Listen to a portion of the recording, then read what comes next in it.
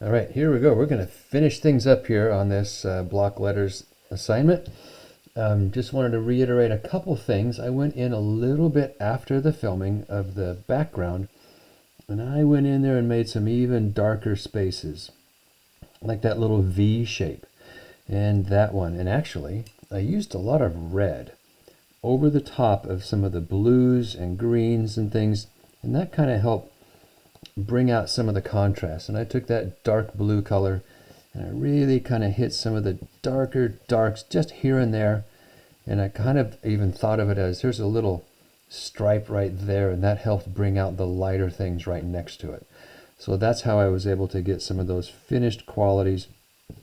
And I also did quite a little bit of shading right up next to that yellow outline, and then softly let it fade away. And we've done that kind of sneaky shading before in some other assignments, so that's something that you can do to help kind of clean up the end of your lines and clean up where, add some contrast rather, where that last bright outline is.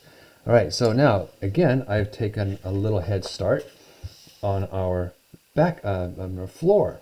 And you can see how I've done a little bit over here, and that's what we're going to kind of explain on this side. And to allow some contrast to happen between the background and the floor, we're going to allow the floor to be nice and warmer and brighter. So what I would like to do is to add some orange, or you could even have done some light red first to get kind of a pinkish tone. It doesn't all have to be the exact tone of mine, but you do want it to have that warmer feel, because you want it to make it look like there's light coming down on that floor.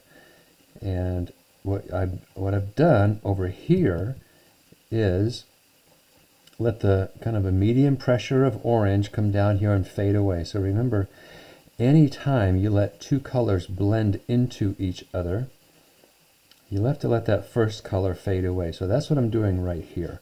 You maybe can't see it a lot right now because I'm pressing very lightly and trying to get that orange to fade away. Excuse me.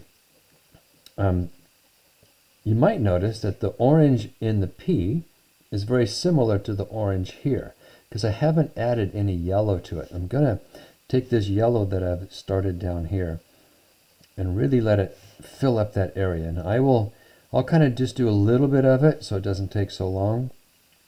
I'm trying to take some shortcuts so you don't have to sit too long through these videos and still give you the idea of what's happening. Okay, so it's really letting it fade away.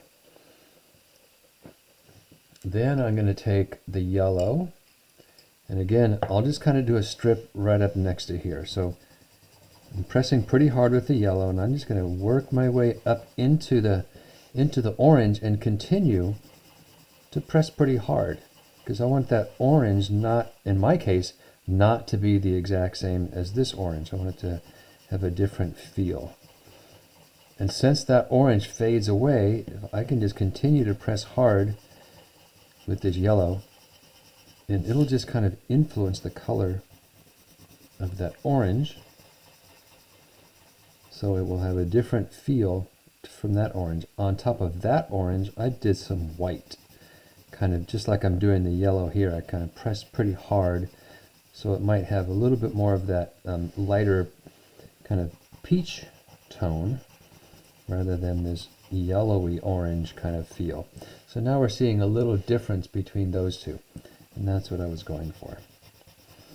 Okay, so that's what you do, and down here is just full out yellow all the way down in here, and just that yellow never really has to fade away. You can press pretty hard all the way up, in my case. You could do the same thing if you did red and let that red fade away. You could use yellow and let it kind of move up, and it'll have a kind of an orangey feel. So not all of your letters you will have to worry about what I did. You may not have that same color right there. So now, and that's all there is to that floor.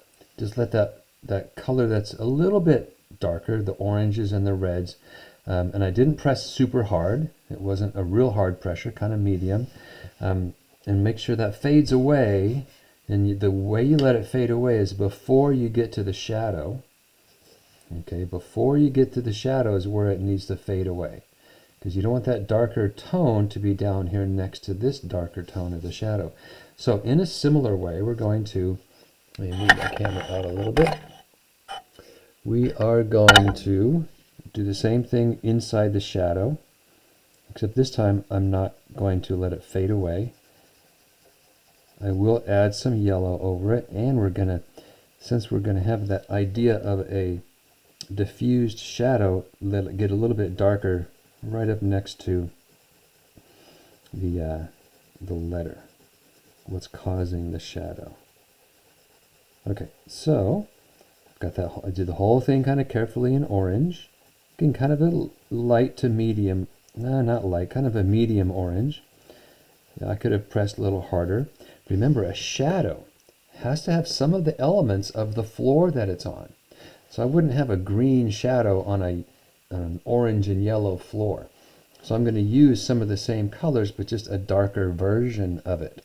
So I'm going to get some yellow in here. Again, the shadow is darker than the floor right next to it. We kind of disregard the outline, but remember that outline needs to be different from the color that's right next to it. That's why my inner part of my outline right there is kind of that dark blue. Okay, so I'm going to go really maybe faster than I should. I just don't want this to take too long. And honestly, with the yellow over the top of this orange, you can go a little faster. Really think lots of overlap, however. Lots of overlap because you don't want it to be streaky. Okay, then I'm going to include some red back here. So I'll stop short. I'm pressing lighter with the yellow now. Now I can get a little bit of red. I'm not going to press really hard, but I do want to try to achieve that effect of a diffused shadow. So you can either get lighter here or darker here. So I'm going to choose to get a little bit darker, and red is, in our cases, a little bit bolder and darker than the orange or the yellow orange. And again, this doesn't have to be really obvious. Just enough of that subtle change. Like this change back here is pretty subtle.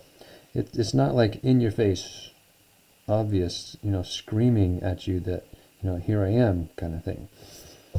So, and again, I'm going to really try to let this red softly, slowly, gradually fade away. I don't want to see right where the red ends.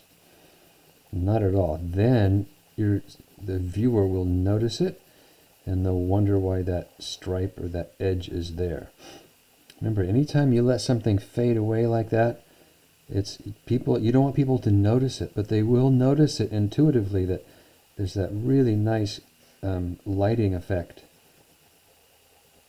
that's occurring. It's very much like if you were to sneak up on somebody, they don't notice you, right? You're quiet and you gradually move very slowly. Same kind of thing I figure with coloring, painting. If you want something to kind of be subtle and you let it slowly, softly fade away, see that's fading away a little bit. I could add a little bit of yellow and orange in here. Now in my case, some of your letters are going to have that interior shadow, like this R does. This is a little bit of the shadow with the light going in that direction. So I'm going to add a little extra red because I want it to be different from that green right there. Pushed a little harder right there.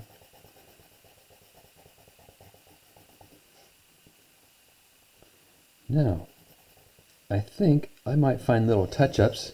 I still have to finish this little patch right over here. But if you kind of ignore that, we're done. Okay? Looking pretty cool. And this is not an easy thing to do. I've challenged you. It's not super simple to get these letters looking just right. This takes a little practice. Many of you have done some blending in our snowboard. Remember that? We did a lot of color blending in your snowboard. So some of these skills we're repeating in a new format. So hopefully you've enjoyed this, enjoyed the challenge, and hopefully you're proud of your work. See ya.